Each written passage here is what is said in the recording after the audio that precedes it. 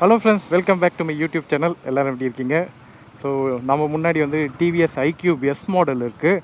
So இப்போ test drive கொடுக்க ஆரம்பிச்சிட்டாங்க. சரி அதான் நம்ம போய் பார்க்கலான்னு சொல்லிட்டு இங்கே அண்ணா நகர் ஷோரூம் தான் வந்திருந்தேன். சரி இதை ஓட்டி பார்ப்போம், எப்படி இருக்குன்னு பார்ப்போம்.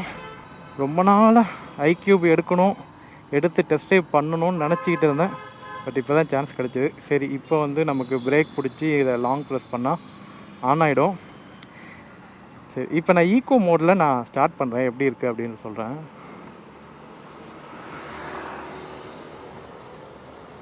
ஈகோ மோடில் நீங்கள் பார்த்துட்ருக்கீங்களா, ஸ்பீடெலாம் நல்லா தான் போகுது. பட் என்னன்னா இதில் ரீஜென்ரேட்டிவ் பவரை வந்து இன்க்ரீஸ் பண்ணியிருக்கதா சொல்கிறாங்க.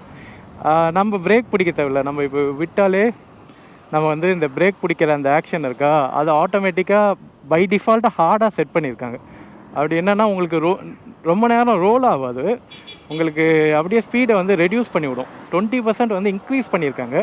இதனால் உங்களுக்கு பேட்ரியில் சார்ஜ் ஆகும் அப்படின்னு சொல்கிறாங்க. பட் எனக்கு அது கொஞ்சம் டிஸ்கம்ஃபர்ட்டாக தான் இருக்குது. ஏன்னா அந்த லெவலை வந்து நம்மளே செட் பண்ணுற மாதிரி இருந்தால் நல்லாயிருக்கும். பட் என்னன்னா இவங்களே 20% இன்க்ரீஸ் பண்ணுறதுனால எனக்கு கொஞ்சம் அது ஒரு டிஸ்கம்ஃபர்ட் மாதிரி தெரியுது. TVS IQUBE நீங்கள் யூஸ் பண்ணிகிட்டு இருந்தீங்கன்னா சொல்லுங்கள், இந்த மோடு நிஜமாகவே இந்த 20% இன்க்ரீஸ் பண்ணதுனால உங்களுக்கு ஈஸியாக இருக்கா இல்லை ஹார்டாக இருக்கா அப்படின்றது. இப்போ நான் பாருங்கள், ஈகோ மோடில் தான் இருக்கேன். ஆக்சலரேஷனும் எனக்கு ரொம்ப லீனியராக தான் ஆகுது, சடன் பிக்கப்லாம் கொடுக்கல, ஸ்பீட் நல்லாவே போகுது. பட் நான் இப்போ விட்டேன்னு வச்சுக்கோங்களேன், ஆட்டோமேட்டிக்காக ஸ்லோ டவுன் ஆகுது. அந்த ஸ்லோ டவுனுக்கோட கொஞ்சம் ஸ்மூத்தாக இல்லை, ஒரு மாதிரி ஜர்க்கியாக ஸ்லோ டவுன் ஆகுது. நான் கொஞ்சம் இன்னும் ஸ்மூத்தராக ஸ்லோ டவுன் ஆகிருந்தால் கொஞ்சம் நல்லாயிருக்கும். இப்போ பாருங்கள், விட்டுட்டா அப்படியே ஒரு பிரேக் பிடிக்கிற ஃபீலிங் வந்து எனக்கு தெரியுது. அது ஆட்டோமேட்டிக்காக அந்த பிரேக் வந்து எங்கேஜ் ஆகுது. ஸோ அதுதான் ரீஜென்ரேட்டிவ் பிரேக் அப்படின்றாங்க. இது கொஞ்சம் நம்ம ஸ்பீடை ஏற்றி பார்ப்போமா. நம்ம வந்து இதை பாருங்கள், ரீஜன் தெரியுதுங்களா, ரீஜன் இங்கே இப்போ நான் இப்போ விட்டோடனே இங்கே பாருங்கள் ரீஜன் ஆட்டோமேட்டிக்காக வருது, பார்த்தீங்களா, பார்க்க முடியுதுங்களா, விட்டால் இங்கே ரீஜன் இங்கே காமிக்குது பாருங்கள். ஸோ அது எங்கேஜ் ஆகிறது நமக்கு டிஸ்பிளேலையும் காட்டுது. வா சரியான பள்ளத்தில் விட்டேன்.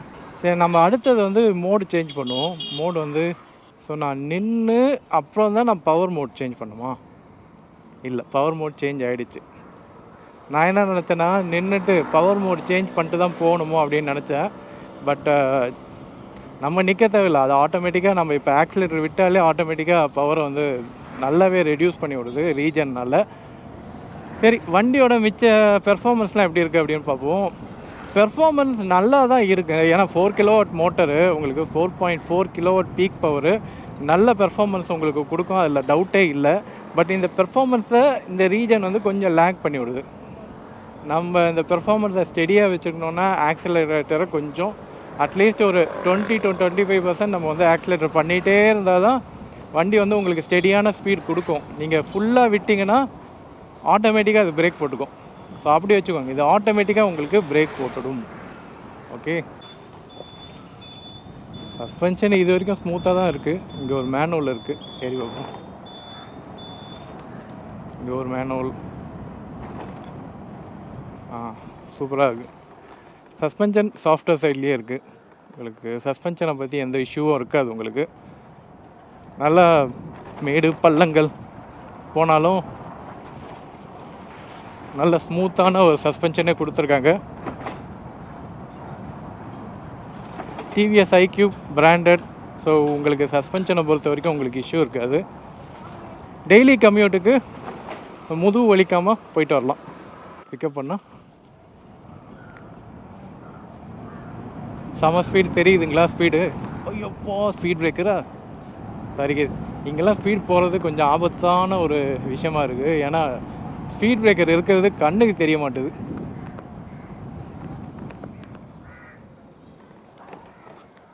ஸ்பீட் நல்லா இருக்குது, சஸ்பென்ஷன் நல்லா இருக்குது, பிரேக்கிங் நல்லாவே பிரேக்கிங் இம்ப்ரூவ் பண்ணியிருக்காங்க.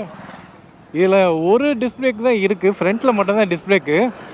பட் அந்த ஒரு டிஸ்க் பிரேக்கு அந்த ஒரு ட்ரம் பிரேக்கு அதோட காம்பினேஷனுமே பார்த்திங்கன்னா உங்களுக்கு பிரேக்கிங் சூப்பராக இருக்குது.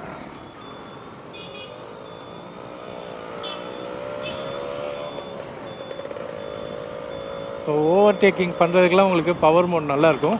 ஸோ நம்ம மோஸ்ட்லி ஈக்கோ மோடில் தான் ஓட்ட நம்ம ட்ரை பண்ணுவோம். ஏன்னா பவர் மோடை நீங்கள் யூஸ் பண்ணிங்கன்னா உங்களுக்கு ரேஞ்ச் வந்து கம்மியாகும். இதில் ரேஞ்சு பார்த்திங்கன்னா உங்களுக்கு 100 கிலோமீட்டர் ஈக்கோ மோடில் போவோன்றாங்க. ஸோ நான் ஈக்கோ மோடில் நான் போகிறேன். எனக்கு வந்து 71%க்கு 75 கிலோமீட்டர் வந்து எனக்கு ரேஞ்ச் காட்டுது. ஸோ உங்களுக்கு 100% கண்டிப்பாக உங்களுக்கு ஒரு 100 கிலோமீட்டர் ரேஞ்சு கண்டிப்பாக கிடைக்கும். அந்த ஈக்கோ மோடு உங்களுக்கு இந்த பவர் ரொம்ப லேக்லாம் இல்லை, நல்லா தான் இருக்குது, டீசெண்டாக தான் இருக்குது. உங்களுக்கு பவர் லேக்லாம் பெருசாக தெரியல.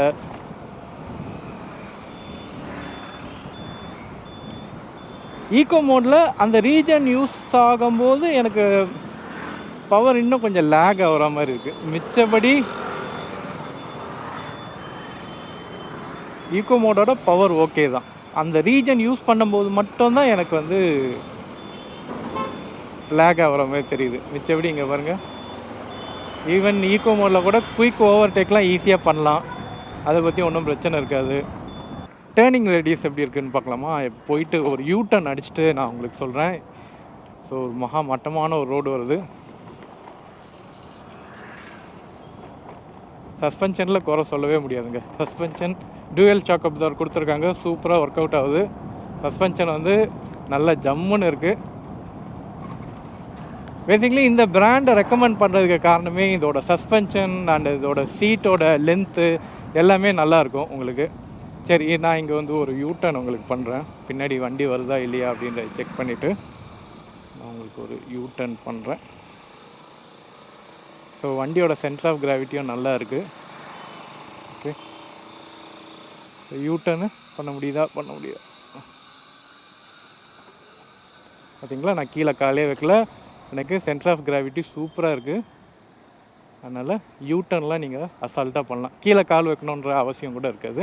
ஈவன் நீங்கள் ஒரு ஸ்லோவான ஒரு நெக் டு நெக் டிராஃபிக்கில் போனாலும், இந்த அளவு நல்லா ஸ்பீட் மெயின்டைன் பண்ணாலும் வண்டி வந்து உங்களுக்கு ஸ்டேபிளாக நிற்கும். ஆமாம், எஸ் மாடல் கிடச்சிது, அதனால் ஆமாம் டெஸ்டிங் பண்ணிட்டுங்க. ஆமாம், எஸ் வேரியண்ட்டு. ஸோ இப்போ அண்ணனுக்கு ஷோரூமில் எஸ் வேரியண்ட் இப்போ டெஸ்டிங் கொடுக்க ஆரம்பிச்சிருந்தாங்க. சரி, நீங்கள் இப்போ தான் வாங்கியிருக்கீங்களா? 1 இயர் ஆகுதுங்களா? ஓகே. நம்ம ஏரியாவில் இங்கே நிறைய பேர் வந்து ஏத்தர் வாங்கியிருக்காங்க. சரி, ஆஃபீஸ் போயிட்டுங்களா? Office work. சரிங்க ஜி, ஓகே ஜி, தேங்க்யூ. நம்மளோட சப்ஸ்கிரைபர் பார்த்துட்டு ஹாய் சொல்லிட்டு போகிறாரு. சரி, இதில் இருக்க சுவிட்சஸ்லாம் பார்த்துருவோம். இங்கே ஒரு டாகல் பட்டன் ஒன்று கொடுத்துருக்காங்க.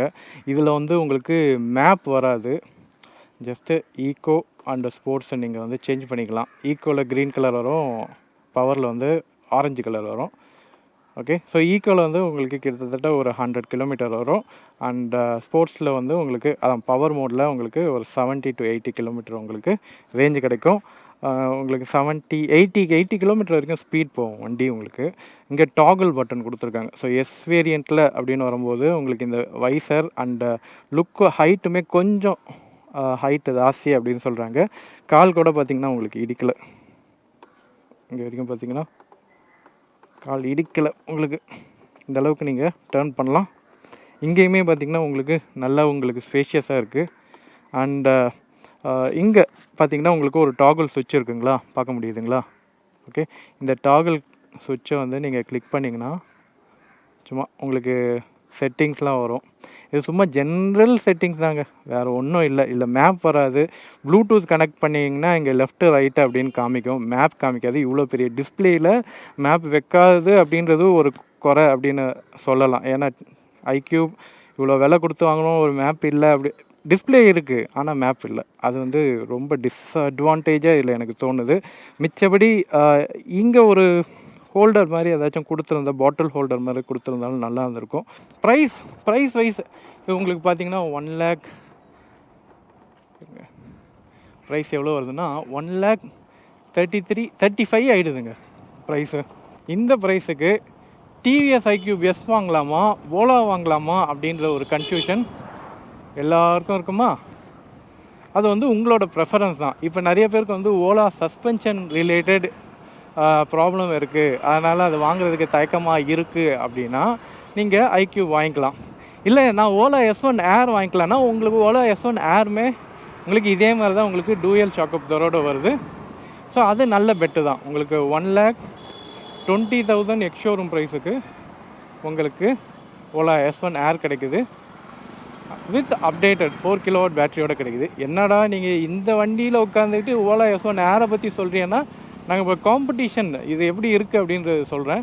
ஏன்னா பேட்ரி தான் இப்போ மெயின். ஓகேங்களா, நிறைய பேருக்கு வந்து பேட்ரி ஒரு பிரதான ஒரு விஷயமா இருக்குது. நிறைய பேர் விரும்பி வாங்கக்கூடிய ஒரு எலக்ட்ரிக் வெஹிக்கிளில் டிவிஎஸ் ஐக்யூப் கண்டிப்பாக இடம் பெற்றிருக்கு அப்படின்னே சொல்லலாம்.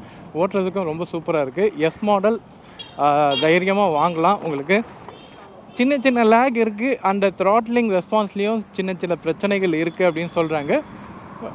நான் 100% எந்த வண்டியுமே வந்து பர்ஃபெக்ட் இல்லைங்களா, ஏதோ ஒரு ப்ராப்ளம் இடத்துல இருக்க தான் செய்யும். ஸோ இதில் நான் இருக்கிற இஷ்யூஸ் நான் சொல்கிறேனே, த்ராட்லிங் ப்ராப்ளம் இஷ்யூ இருக்குது அப்படின்னு சொல்லி யூசர் ரிப்போர்ட் பண்ணியிருக்காங்க. ஸோ அது ஒரு இஷ்யூ இருக்குது.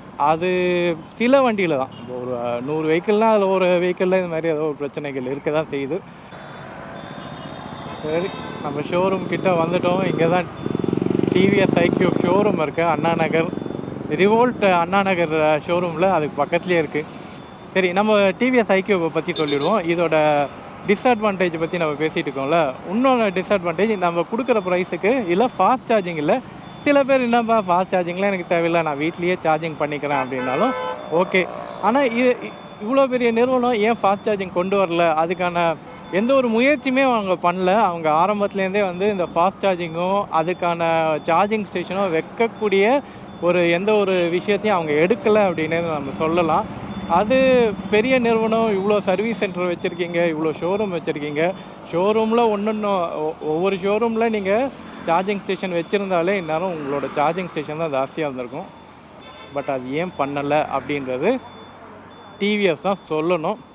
ஓகே, அது ஒரு டிஸ்அட்வான்டேஜ். ஏன்னா கொடுக்குற ப்ரைஸுக்கு சின்ன சின்ன ஸ்டார்ட் அப் நிறுவனமே சார்ஜிங் ஸ்டேஷனும் டிசி சார்ஜிங்கை பற்றியும் பேசுகிறாங்க. நீங்கள் செகண்ட் ஜென்ரேஷன் வரைக்கும் கொண்டு வந்திருக்கீங்க, ஆனால் இன்னும் ஃபாஸ்ட் சார்ஜிங் கொண்டு வரல அப்படின்றது விச் இஸ் டிஸப்பாயிண்டிங். பட் சார்ஜரில் விதவிதமாக சார்ஜர் கொடுக்குறாங்க, 900 வாட்டு, அதில் நீங்கள் ஃபாஸ்ட் சார்ஜிங் பண்ணிக்கோங்க அப்படின்றாங்க. ஸோ அது எப்படி வீட்லேயே வச்சு நாங்கள் ஃபாஸ்ட் சார்ஜிங் பண்ணுறதுக்கு எதுக்கு? வெளியில் எனக்கு அவசரத்துக்கு ஒரு சார்ஜிங் ஸ்டேஷன் இருந்தால் நல்லாயிருக்கும்ல, அது டிவிஎஸ் சைட்லேருந்து கொண்டு வந்தால் நல்லாயிருக்கும்.